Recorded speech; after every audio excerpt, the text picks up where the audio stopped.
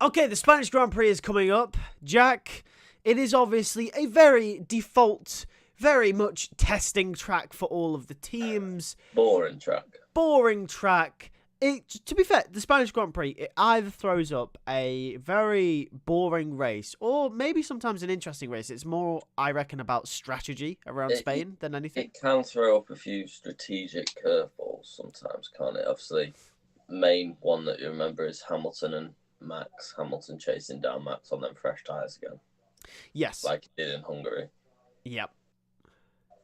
And apart Um, from the main straight, there's not really many overtaking opportunities. They tried to improve it by taking out the chicane and obviously making, after the second DRS straight, the swooping yeah, left-hander into a more of a hairpin, like kind of like an Abu Dhabi type. They've yeah. tried to improve it, but really, has it made much of a difference from the years that we've had it? No. But Well, it's looking like this could be the penultimate year for it. it is. Obviously, It, they've it got a is. Yeah. contract next year, and then obviously Madrid is in next year, isn't it? Yes, it is. And then Barcelona don't have a contract after next year. Then Madrid does. So we're gonna see 2 years where, well, we're gonna see 1 year, sorry, where we have Yeah, two Spanish Grand Prix, and I think probably based on how well Madrid does, we're probably gonna see one stay and one go. probably. Yeah, we could stick with the two if Madrid does bad, and Madrid will just see out its contract. Yeah, and it's, I think by 2030, whenever Barcelona's contract runs out, we will definitely see one Spanish Grand Prix, not Barcelona, Yeah, Madrid, sorry. So it's interesting, isn't it? Barcelona, this race has to be good for it. For it really does, but it won't be. No, I don't particularly The think it's going track, to be a good the, race. the tracks, it's fast, but it is quite narrow. It doesn't give you that many opportunities. It's always free flowing, fast. You just follow each other. And one thing I will say as well is these new regulations, the ground effect cars, were introduced to basically allow cars to follow more. Yeah, Um, but obviously, as the regulations are developed further, you obviously get to a point where it's harder to follow because updates are made, different aero parts are put on the car, and couple that along with the fact that it's medium to high speed in some sections, and the track's quite narrow, as you said, and there's not a lot of heavy braking zones. It's going to be really difficult to overtake, apart from down the main straight, I think. yeah. I would say down the main straight, and then is it turn four going into that? You might get a couple of people going down the inside, Yeah. and possibly turn five. You could, but that's all I can think about because that second DRS is not really helping too much, is it? The straight isn't long enough. No. And And unless then you're on fresh tyres, it's... and now obviously with the corner the way that it is, it's not such a heavy braking zone now either with these No. cars. It was meant to improve the ability for the car behind to follow through there, and then obviously they took out the chicane so they could follow. So it creates more of like a chance to overtake down the main straight, but They've by taken up doing a that... chance to overtake at the end of that straight. Exactly. So it's not like you can't overtake there. You can, but it's not Yeah, as easy as it was. yeah. I'd say either way. But anyway, with that out of the way, give me your one bold prediction for this weekend. Let's move straight on to the predictions, shall we? Bold prediction. Yeah. Mercedes will be second fastest team. That is a bold prediction because this season so far they haven't been there, and Mercedes being second fastest could be quite interesting. They've been quick here the last few years. Even though they've been poor in Mercedes these have new a races, ridiculously good track record around here, even with the shit car. they actually do. Yeah, they Yeah, do. you'd be a pretty stupid person to bet against a Mercedes decent performance this weekend, Yeah. considering their track record. My one bold prediction is gonna be Sauber points. It's a bold prediction because they haven't scored any. That's more than bold. But I'm gonna say Sauber points. I don't know why. I've just got a feeling. I feel like Bottas goes well around Spain. Yeah. I don't know. I've got a feeling that for some reason it's a testing track. Maybe they built their car with the intention of, I don't know. I don't know. I don't know why. I don't know how. They built that car. No, I don't know. Because I'm trying to just think, like, what's the tracks that they've gone well around so far? Bahrain. Another testing track. China.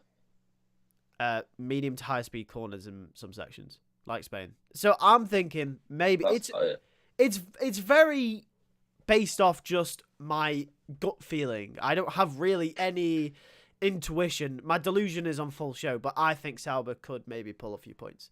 That's my I don't think points, but I don't think they'll be as. I think they'll have a decent performance this weekend. But I think they'll be faster than Alpine. No, I'm going full balls to the wall, right? I'm backing Sauber. Not faster than Alpine. I'm backing Sauber. Anyway, give us your star of the weekend. Who's gonna impress you the most? Impress me the most. I do think Sauber will be good, but impress me the most. I'm gonna go with I'm gonna go with Joe. Oh no! He's no, washed. No, he's not. I'm not having that. He's not washed. I think Zhou Guanyu will beat Bottas this weekend. Okay, all right. I feel it. I think I don't feel it, but I don't think he'll get points, which you'll be like, why is he a start? But I do think he'll be around the 12th position, which in that Sauber, coming off the races that he's had, is remarkable. For that car, which is by no means like the last few races, it's clear to see the slowest car on the grid. Yep. I think he'll outdo his teammate this weekend. Yep. And I don't think he'll be too far off the points, which is a very good result for Sauber. And Okay. I think he'll have a good quality. Okay, fair enough. My star of the weekend, delusion is on show, but I'm gonna go with Daniel Ricciardo.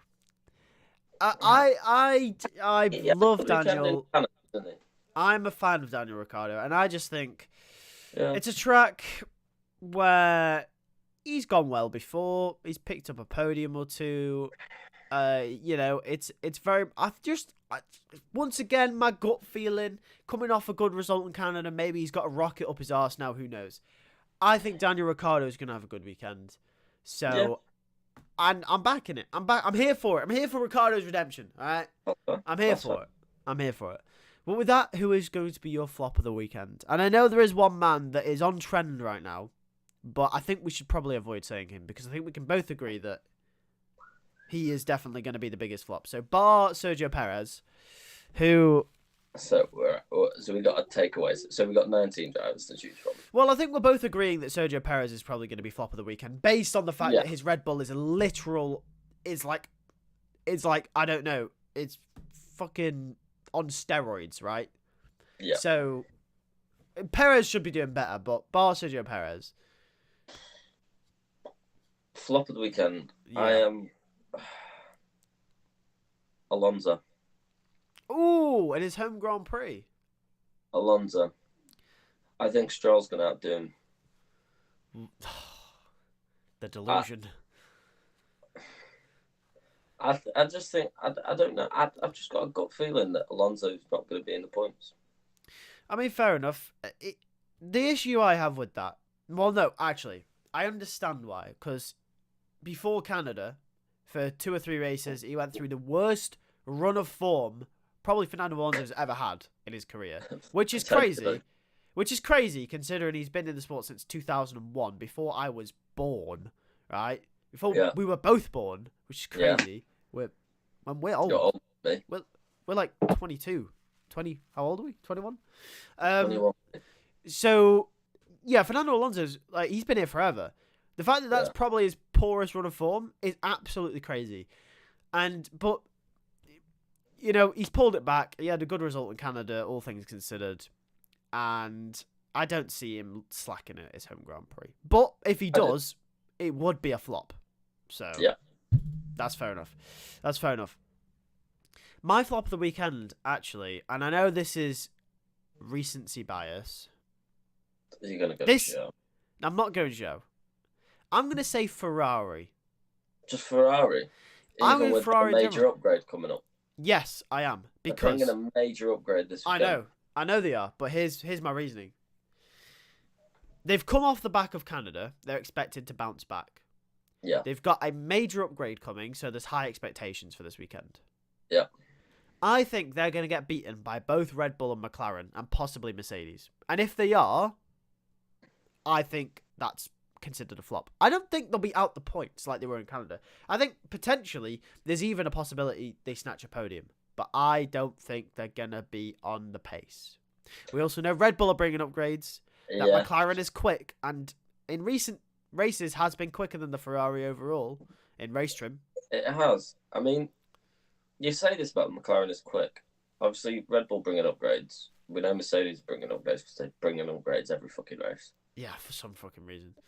Well, It's actually, no. Ferrari are bringing upgrades. The only team... I know McLaren have got upgrades in the pipework, but I don't think they're bringing them to Spain.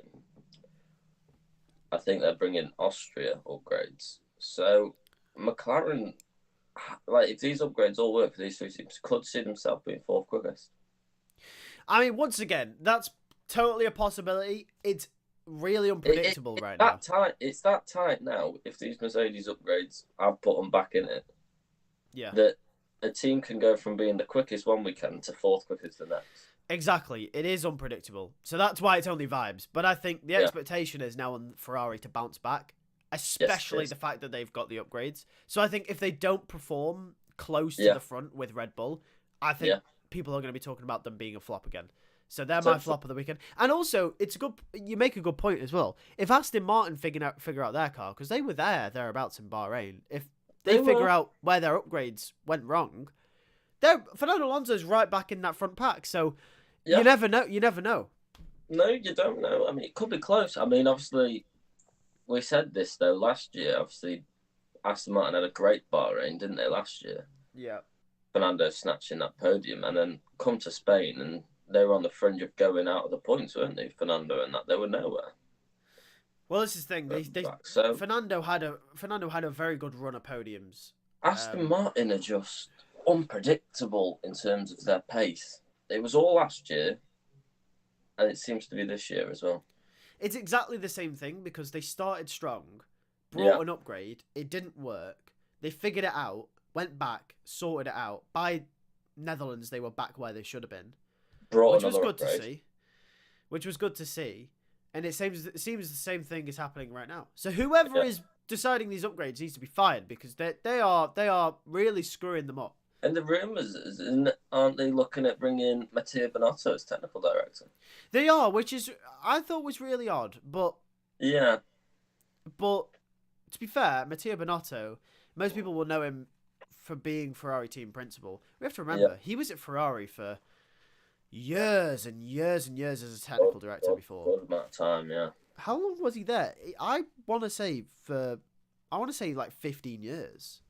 It was a long time. I'd say easy 10 years. It was a long time. I seem to remember, unless I'm bad with dates, so obviously I may be very off with. Dates, but... I might be very off with those numbers, but I seem to remember him being there for a long time. Yeah. But yeah, so that would be interesting. It'd be a good addition for Aston Martin, but it'd be a very good addition for Aston Martin. Be good if they got Adrian Newey, but no. Okay, then give us your pole position and your top three for the Spanish Grand Prix. My pole position is Max Verstappen. Yep. Do you want my top three, or are you going to do your pole? No, do your pole and your top three, and I'll go through mine. Okay. My top three: Max win. Yep. Hamilton second. Yep. Charles third. Okay. I've gone very similar. Max pole, Max win, Hamilton second, Lando third. Very similar. Very similar. And this is the first time I think I've predicted Hamilton on the podium this year. Hamilton, Spain, it's kind of inevitable. But everything's converged. Like I finally got belief that they're on pace after Canada and the upgrades that they brought with the front wing. Yeah, and then Spain. And then Spain, Hamilton's quick round Spain. So things just converged. So I gotta be honest. I'm gonna predict Hamilton podium. So yeah, there we go. No, that's fair. Yeah, but anyway, any final thoughts? Anything else that's gonna come up this weekend that maybe potentially will be of interest? No, I think we're in for another boring weekend. To be honest, it could be kind of like an Imola weekend. It could be. One thing I will say that's interesting, though, that maybe might get talked about is Adrian Newey to Ferrari. Because there has been it's come back.